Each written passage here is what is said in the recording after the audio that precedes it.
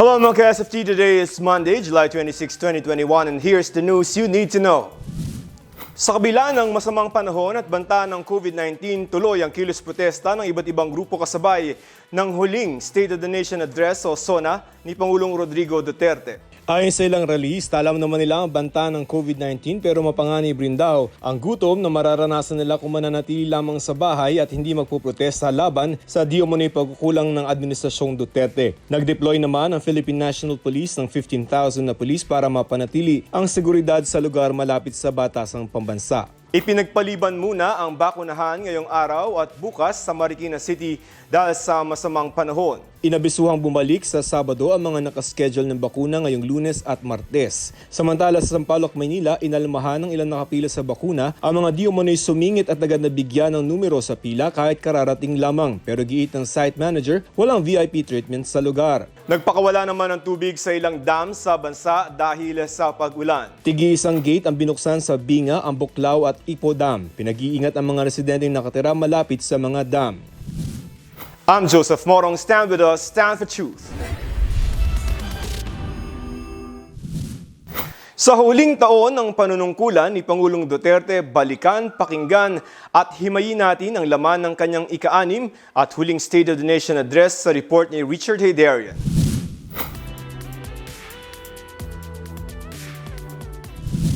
Unang-una, nakita natin dito si Pangulong Duterte.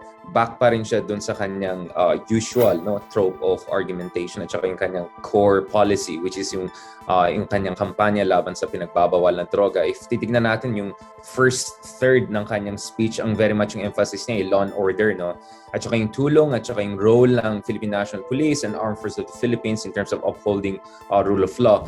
I have never denied, and the ICC can record it, those who destroy my country, I will kill you.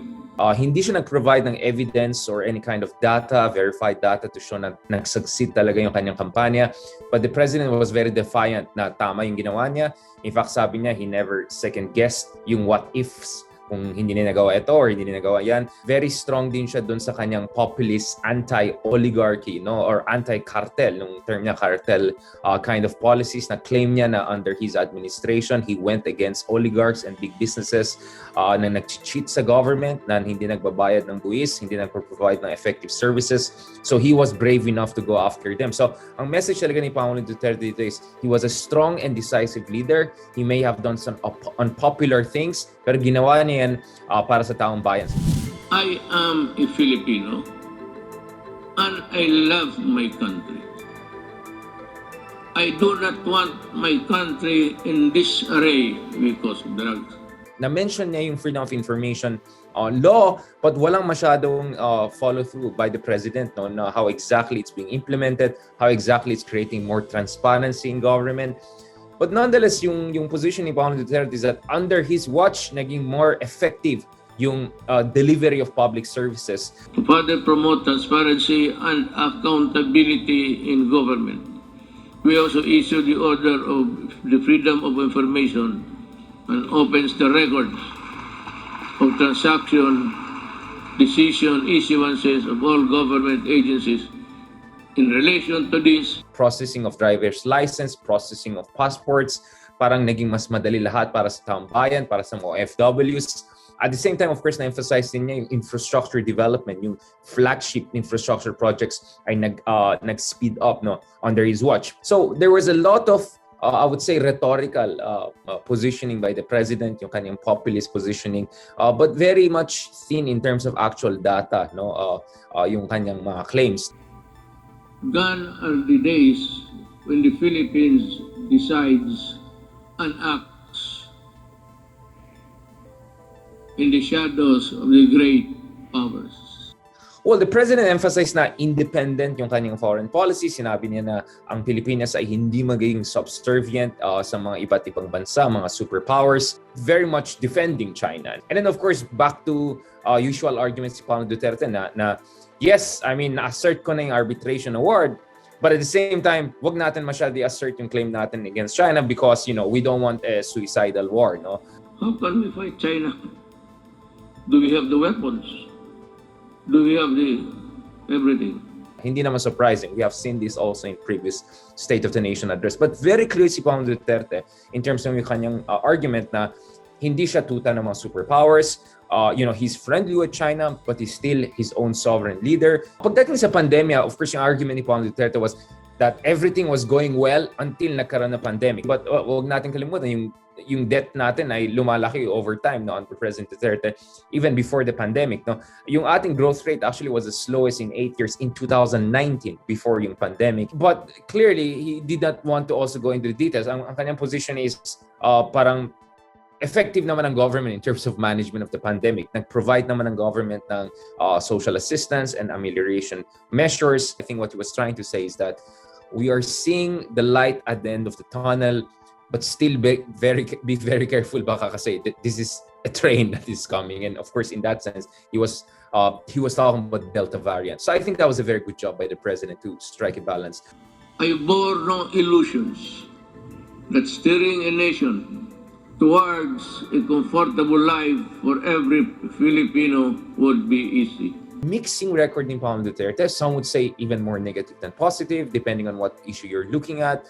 But I think the president has raised some very important issues, has asked very good questions na hopefully masasagutan ng kanyang successors in a more measured, calibrated way that is in accordance to the rule of law, our constitution, and national interest.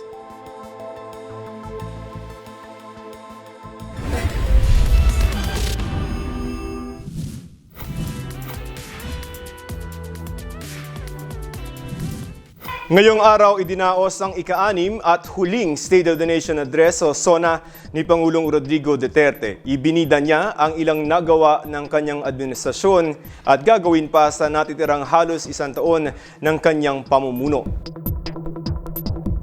For the record, mga ka-Stand for Truth, ano-ano ang naging laman ng huling SONA ng Pangulo?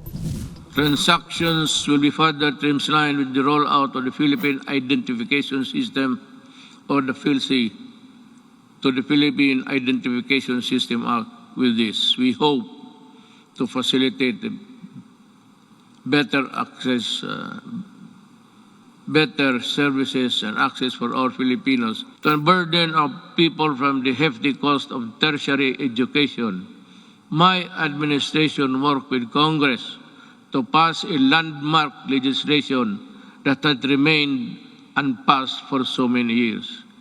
The Universal Access or Tertiary Education Act in 2017, which provides free education to college students and state universities, was to increase our infrastructure spending to an average of 5% of the country's GDP.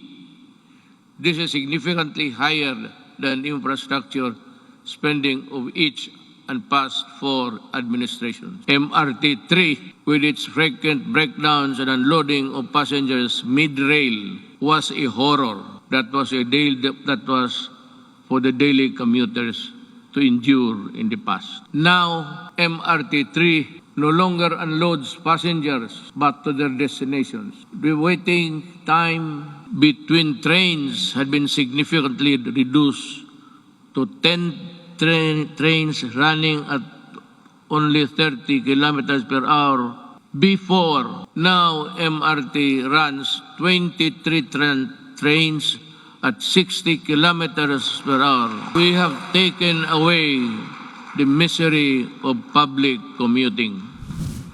Kung kayong tatanungin mga ka-Stand for Truth, kontento ba kayo sa naging huling SONA ni Pangulong Rodrigo Duterte?